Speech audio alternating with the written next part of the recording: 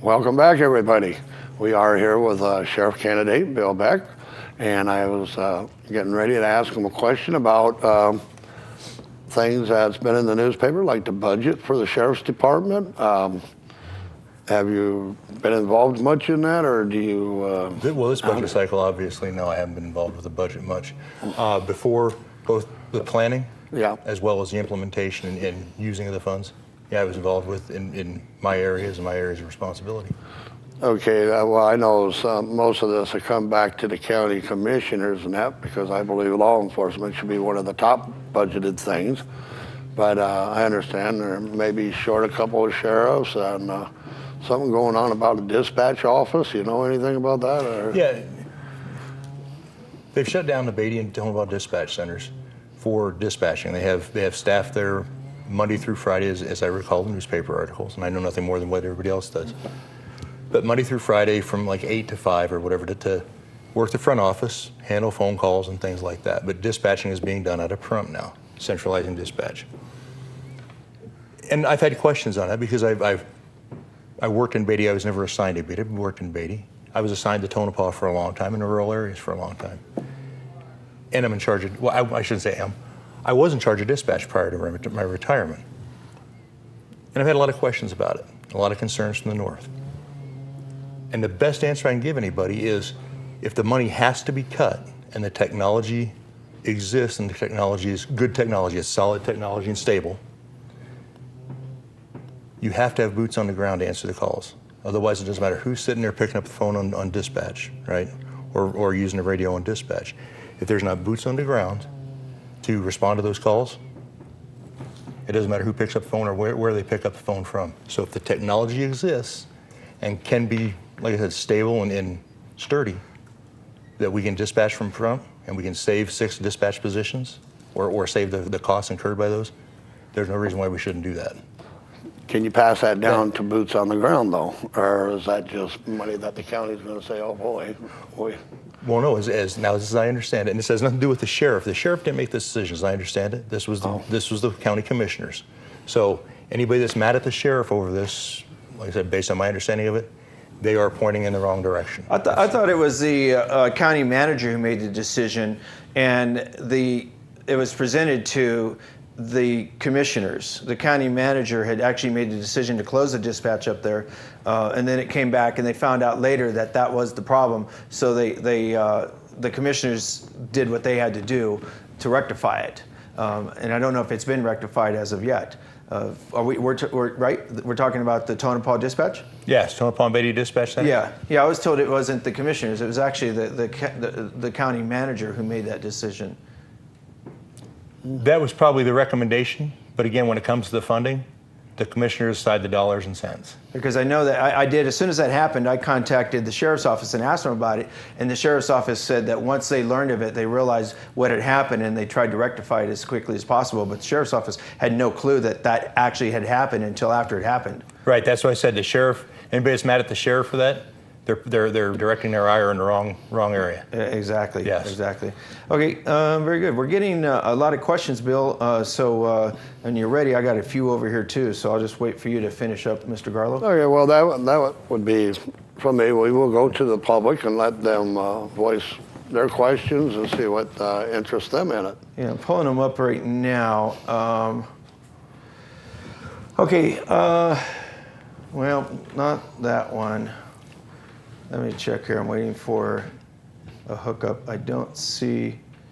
Give me 1 second. I'm trying to find. It was on Facebook. It's on general Facebook. So I'm trying to find that Facebook, and I just had it. And you know how they update? It updated on me. So now I got to go back and find it. You got to go down to Well, anyway, back to what I was saying. I've always felt sorry for the one officer stuck up north there by himself.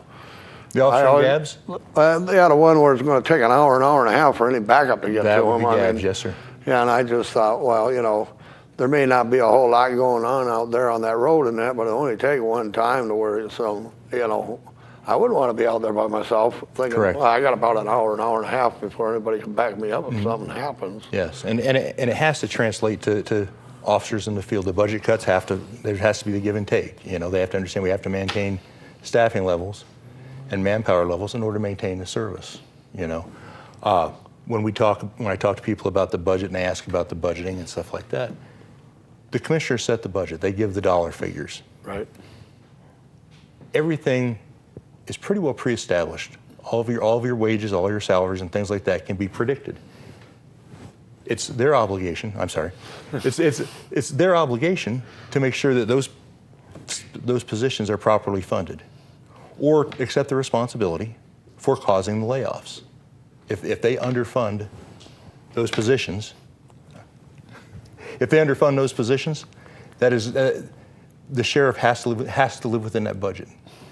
If I become sheriff, I always use the example of if they give me $10 to run a department with, everybody's going to know this is the money I have, and I'm going to do the best job I can to fund that department and to provide services. But if the taxpayers don't vote to maintain that level of service, if the commissioners don't support and don't vote to maintain that level of service, then everybody has to understand we all have a piece of this community, we all have a piece of that pie, and we all have to be held accountable and be personally responsible for that. Wow. You know, I use, for the most part, I like to use the fuel, because fuel is one of the major swings up and down in the budget. Like I said, for the most part, a lot of the things can be predicted and they don't fluctuate that much, but fuel fluctuates all the time. And service relies on having fuel availability, fuel funding. Right. So if we budget for, we'll say, $3.50 a gallon, and 3 months later it goes to $4.20 a gallon, it's my job as a sheriff to go to the commissioners and go, here's where we're at. We were at 25% of the budget. We burnt 35% of the fuel because of this. I'm still exploring ways to maintain service and cut costs. However, so you know, this is where it's at. And that will be done in a public meeting, so that anybody that chooses to be interested and listen and participate will know exactly the status of the budget. The commissioners will not be able to stand there and say, we're in the dark, we never knew, you know, and everybody will have to figure out how to resolve the issue, one way or the other.